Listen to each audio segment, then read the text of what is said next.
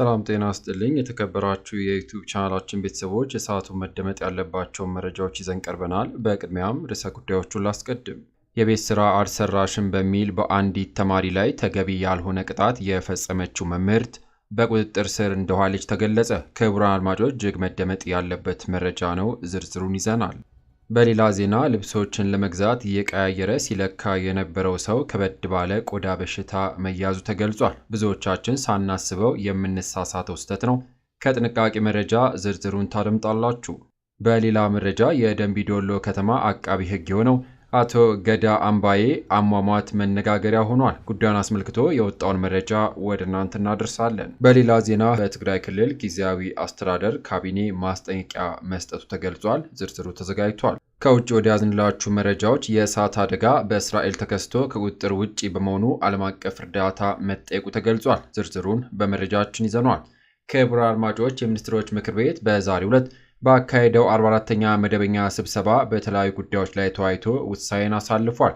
በዜና ዘገባችን ዝርዝሩን በስፋት እንቃኘዋለን። የሚኒስትሮች ምክር ቤት ውሳኔ ምን አንድምታ አለው የሚለውን በዝርዝር እንመለከተዋለን። እነዚህንና ሌሎች ከሀገር ውስጥ ከውጭ የተሰሙ አጫጭር ዝርዝር ዘገባዎችን በዚህ መረጃ ሰዓት አካተናል። ለቻናሉ አዲስ የሆናችሁ ሰብስክራይብ በማስከተል የደወል ምልክቷን በመጫን ቪዲዮን ላይክ በማድረግ በቆይታችን እስከ ቪዲዮ ፍጻሜ አብራችሁን እንድትቆይ በመጋበዝ ወደ ሰዓቱ ወደ ያዝንላችሁ ዝርዝር ዘገባዎች እናልፋለን። አብረን እንከታተል። ክቡራን አድማጮች በቅድሚያም በርዕሰ ጉዳዮቹ ቅድሚያ ያስደመጥኳችሁን ከሀገር ውስጥ መረጃዎች ወደ እናንተ ላድርስ። የቤት ስራ አልሰራሽም በሚል በአንዲት ተማሪ ላይ ተገቢ ያልሆነ ቅጣት የፈጸመችው መምህርት በቁጥጥር ስር ዋለች። በኮልፌ ቀራኒዮ ክፍለ ከተማ በሰላም በር አንደኛ ደረጃ ትምህርት ቤት የሁለተኛ ክፍል ተማሪ የቤት ስራ አልሰራሽም በማለት ተገቢ ያልሆነ ቅጣት በፈጸመችው መምህርት ላይ እርምጃ መውሰዱን የአዲስ አበባ ከተማ አስተዳደር ትምህርት ቢሮ አስታውቋል። ትውልድን ከመቅረጽ የነገ ሀገር ተረካቢ ተተኪ ዜጋን ከመፍጠርና የቀለም እናት ከመሆን ባለፈ ከእናት የማይጠበቅ ያለንበትን ዘመንና ወቅት የማይዋጅና የማይመጥን መሰል ድርጊት መፈጸም ተገቢ አይደለምም ብሏል። ድርጊቱ እንደተፈጸመ ጥብቅ ክትትል በማድረግ ወዲያውኑ የማጣራት ስራዎች እንዲሰሩና መምህርቷ በሕግ ከለላ ውስጥ እንድትሆን መደረጉም ተገልጿል። ይሁንና ጉዳዩም በሕግ አግባብ እንዲታይና ፍትህ እንዲያገኝ በትኩረት እየሰራ እንደሚገኝም ቢሮ ገልጿል። ይሁን እንጂ ጉዳት የደረሰባት ተማሪም ሕክምና አግኝታ በጥሩ የጤንነት ሁኔታ ላይ የምትገኝ ሲሆን በነገው ዕለትም ትምህርቷን ትጀምራለችም ተብሏል። መሰል ችግሮች እንዳይፈጸሙና ለሌሎችም ትምህርት እንዲሆን ይህ እርምጃ መወሰዱም ነው የተገለጸው። በማስከተል ልብሶችን ለመግዛት እየቀያየረ ሲለካ የነበረው ሰው ከበድ ባለ ቆዳ በሽታ ተያዘ። ልብሶቹን ከገዛም በኋላ ሳያጥብ ከለበሳቸው በኋላ ቆዳው በሽፍታዎችና በእባጮች ተሸፈነ።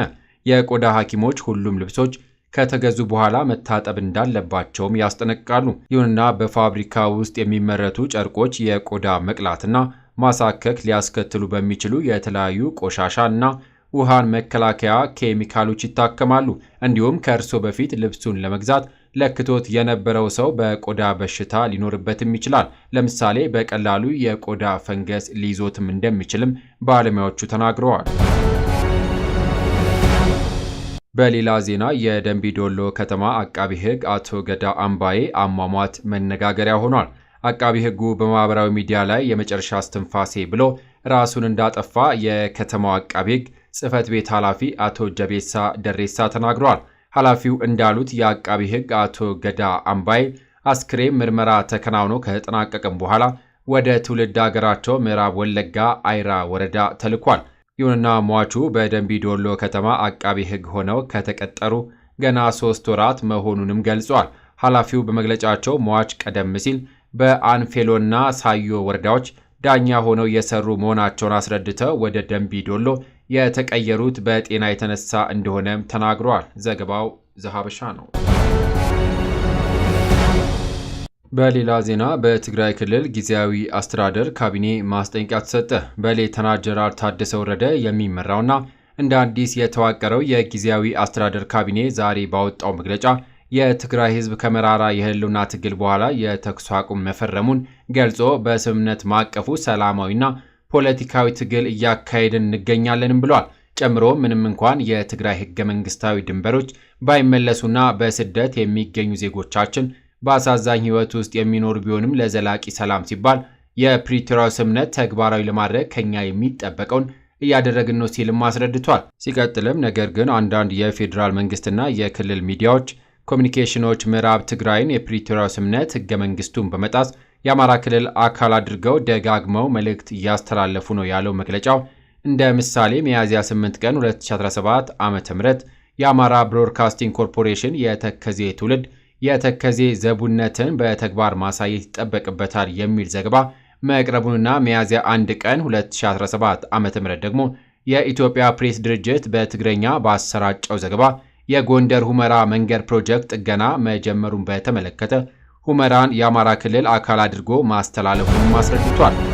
በተጨማሪም ሚያዝያ 20 ቀን 2017 ዓ.ም በሸራተን አዲስ ሆቴል ለጎንደር ልማት በሚል በቀጥታ የተሰራጨ የገቢ ማሰባሰቢያ ፕሮግራም መከናወኑንም አንስቷል። በዚህ ፕሮግራም ላይ በወልቃይት ጠገዴ ሲቲት ሁመራ ስም የበጎ አድራጎት ድጋፍ መደረጉን የጠቀሰው መግለጫው ሲቀጥልም ይህም ምዕራብ ትግራይ የአማራ ክልል አካል ነው የሚል መልእክት ለማስተላለፍ የተደረገ ሴራ ነው ብሎታል።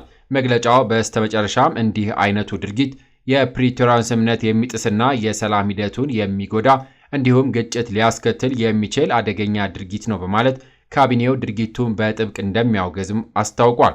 በመሆኑም የሚመለከታቸው ሚዲያዎችና አካላት ከእንዲህ አይነት ድርጊት እንዲቆጠቡም ጥሪውን አቅርበዋል። ክቡራን አድማጮች፣ የሚኒስትሮች ምክር ቤት በዛሬው ዕለት ባካሄደው 44ኛ መደበኛ ስብሰባው በተለያዩ ጉዳዮች ላይ ተወያይቶ ውሳኔን አሳልፏል። በዚህ መሰረት ምክር ቤቱ በቅድሚያ የተወያየው ከጣሊያን ሪፐብሊክ መንግስትና ከዓለም አቀፍ የልማት ማህበር ጋር በተፈረሙ ሁለት የፋይናንስ ድጋፍ ስምምነቶች ላይ ነው።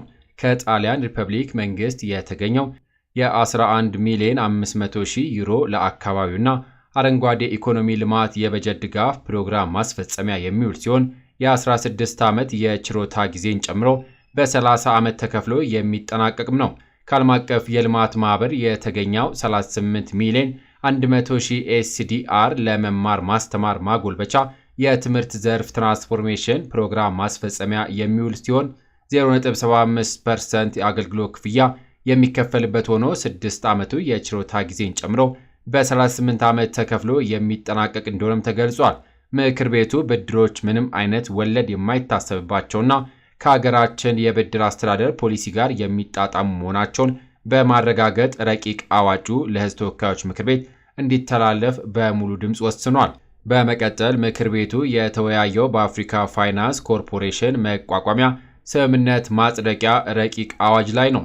ኮርፖሬሽኑ ትኩረቱን በመሰረተ ልማት፣ በተፈጥሮ ሀብትና በኢንዱስትሪ ዘርፈ ልማት ላይ በማድረግ ለግል አልሚዎችና ለመንግስት አካላት የፋይናንስና የቴክኒክ ድጋፍ ለመስጠት የተቋቋመም ነው።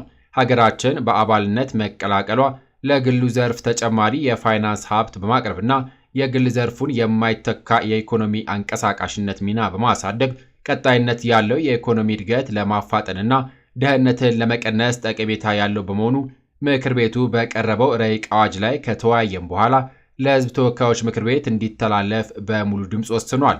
ሌላው ምክር ቤቱ ለአፍሪካ አህጉራዊ ነፃ ንግድ ቀጠና ስምምነት የዕቃዎች ቀረጥ ምጣኔ ቅነሳን ለማስፈጸም በቀረበ ረቂቅ ደንብ ላይ ተወያይቷል። ስምምነቱ በአባል ሀገራት መካከል ንግድ እንዲስፋፋ፣ የገበያ ትስስሩ እንዲጠናከር፣ የእሴት ሰንሰለቱ እንዲጎለብትና የኢኮኖሚ ትራንስፎርሜሽን ማበረታታት የሚያስችልም ነው።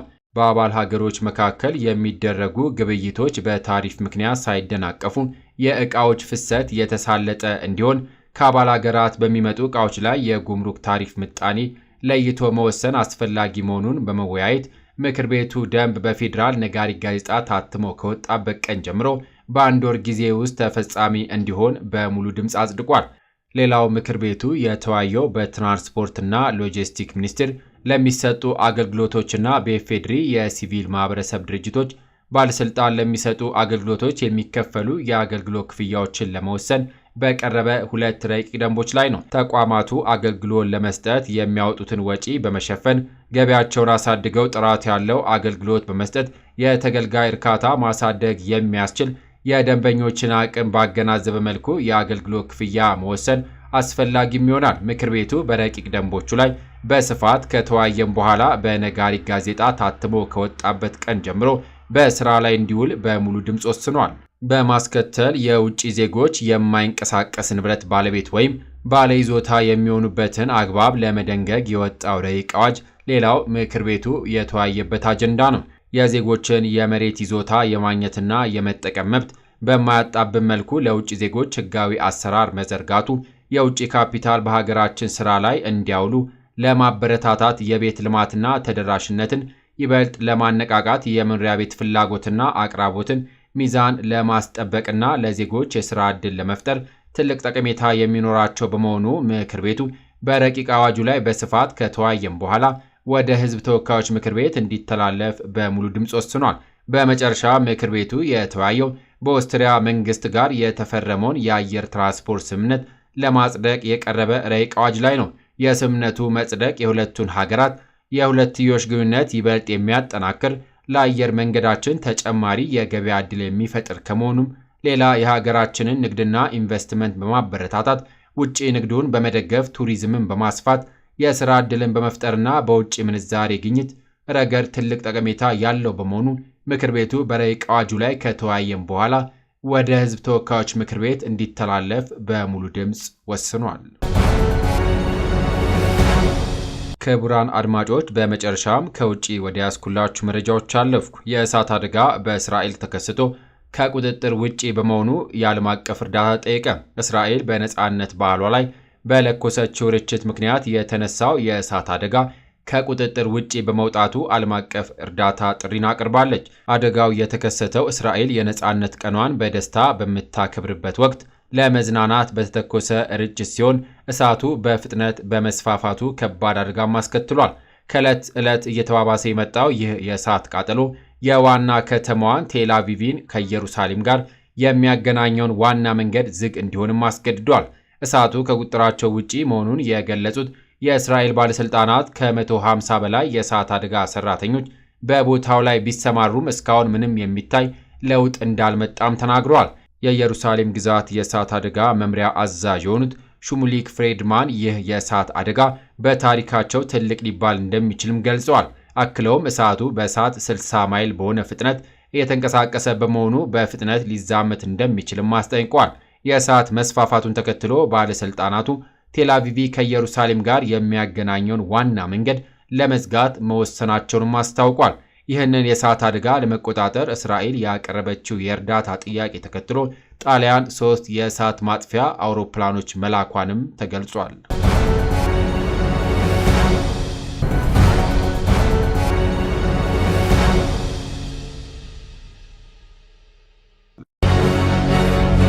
ክቡራን አድማጮች፣ ከሀገር ውስጥ ከውጭ ለሰዓቱ ብታደምጧቸው ብለን የመራርንላችሁ ዘገባዎች እነዚህን ይመስሉ ነበረ።